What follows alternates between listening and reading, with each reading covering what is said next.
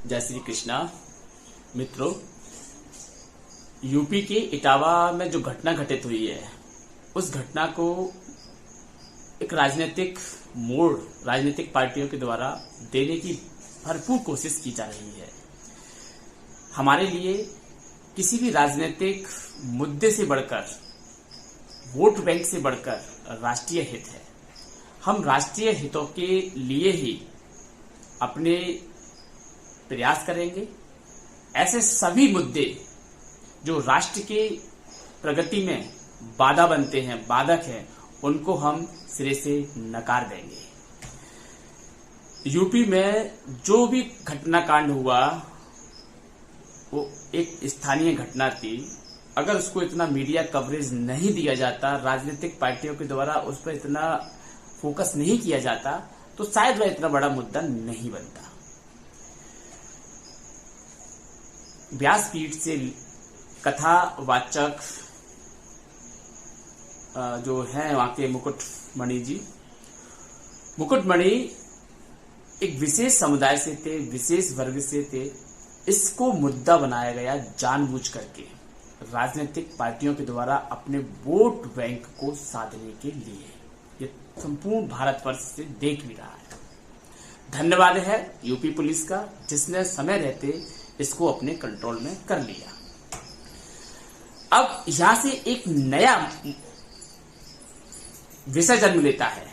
वैसे तो विषय नया नहीं है, लेकिन प्रेजेंट में ये विवाद का विषय बन गया है। लोग भांति भांति की बातें सोशल मीडिया पर, सोसाइटी में कर रहे हैं कि व्यासपीठ पर आखिर वक्ता की योग्यता क्या है। तो इस सुपर इंटेलेक्चुअल कंटेंट्स जो आज हमारे समक्ष है, जी हाँ, मैं इसे सुपर इंटेलेक्चुअल कंटेंट्स इसलिए बोल रहा हूं क्योंकि इसका आंसर ही इंटेलेक्चुअलिटी के परिदृश्य में जाकर के उतर के ही दिया जा सकता है, अन्यथा नहीं। मित्रों, व्यासपीठ पर वक्ता की योग्यता का प्रश्न कि व्यासपीठ पर बैठने का वास्तविक वक्ता कौन हो सकता है, उसकी योग्यता क्या हो सकती है। हर सीट पर बैठने की अपनी योग्यता निर्धारित है।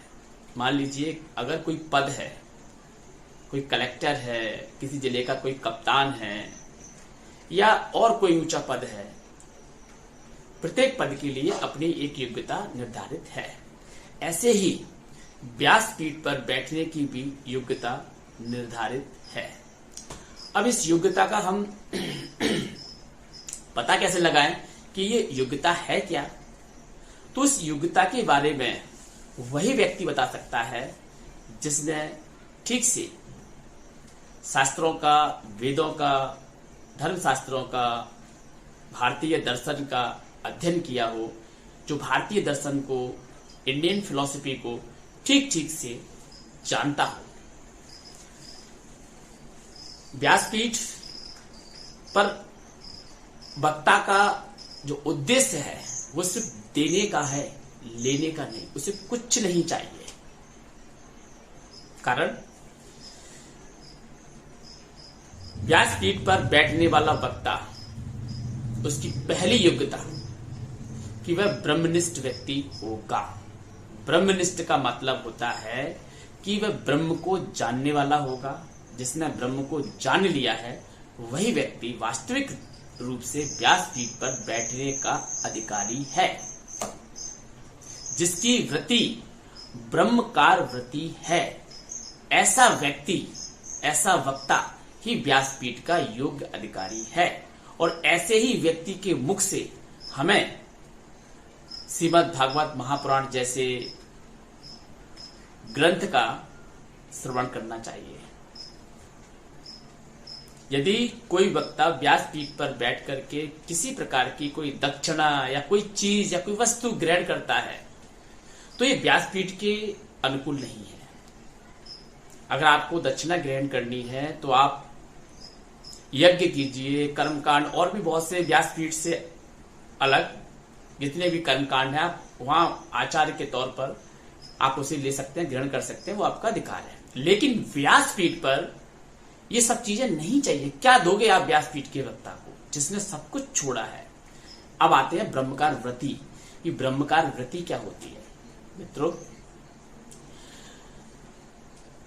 जब व्यक्ति के अंदर ज्ञान की उत्पत्ति होती है तो सबसे पहले उसमें चित्त में उठने वाली समस्त इच्छाओं का नाश होता है। जब चित्त में उठने वाली सारी चित्तवृत्तियां समाप्त होती हैं तो उस समय उसका मन अमनी भाव को प्राप्त होता है, यानी कि उसका मन किसी प्रकार का कोई संकल्प विकल्प नहीं करता। जब व्यक्ति का मन संकल्प विकल्प के द्वंद से बाहर आता है, जब उसका चित्त शांत होता है, उसी समय वह व्यक्ति ब्रह्मकार वृत्ति में स्थित होता है। ऐसे ही व्यक्ति को हम कहते हैं कि ब्रह्मकार वृत्ति। अब ऐसे व्यक्ति को आप अगर कोई प्रलोभन देते हैं, किसी राज्य का, किसी सत्ता का, धन का, किसी प्रकार का कोई पद प्रतिष्ठा, वो उसके सामने नगण्य है, तुच्छ है। क्यों? क्योंकि उसने अंतिम सत्य को जाना है। और अंतिम सत्य क्या है? अंतिम सत्य है ईश्वर। तो ईश्वर को वास्तविक रूप से जानने वाला व्यक्ति ही ब्रह्मकार वृत्ति में, जिसकी ब्रह्म प्राप्ति हो चुकी है, वही व्यक्ति व्यासपीठ पर बैठने का अधिकारी है। यहां जात पात वर्ग मायने नहीं रखता।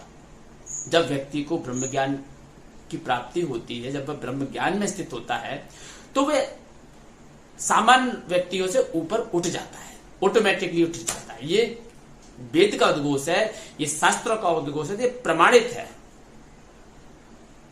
ज्ञान दो प्रकार का होता है, एक प्रवृत्ति मार्ग का ज्ञान, दूसरा निवृत्ति मार्ग का ज्ञान।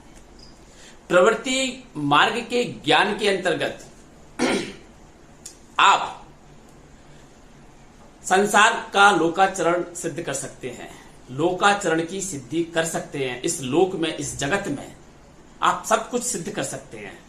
प्रवृत्ति मार्ग के ज्ञान से अपने जीवन को सुखमय बना सकते हैं।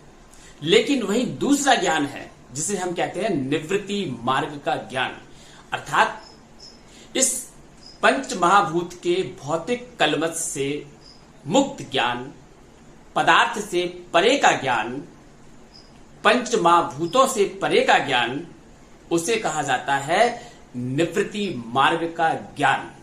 और यही निवृत्ति मार्ग का ज्ञान ही ब्रह्म ज्ञान के नाम से जाना जाता है। ब्रह्म विद्या ही वह विद्या है जो सभी विद्याओं की आश्रय स्थली है। तो मित्रों, ब्रह्म ज्ञानी व्यक्ति ही जो ब्रह्म को जानता है, जिसे ईश्वर का अनुभव है, जिसने ईश्वर का साक्षात्कार किया है, जो ईश्वर के सिद्धांतों को जानता है, जो ब्रह्म विद्या को जानता है, वही व्यक्ति व्यासपीठ पर बैठने का अधिकारी है। सिंपल सी बात, नो डाउट्स। यानी कि ब्रह्मकार वृत्ति वाला व्यक्ति ही व्यासपीठ पर बैठने का अधिकारी है। एक सामान्य व्यक्ति व्यासपीठ पर नहीं बैठ सकता, क्योंकि सामान्य व्यक्ति इसलिए नहीं बैठ सकता, सामान्य व्यक्ति संसार के पंच महाभूतों के भौतिक कलमश से ग्रस्त है।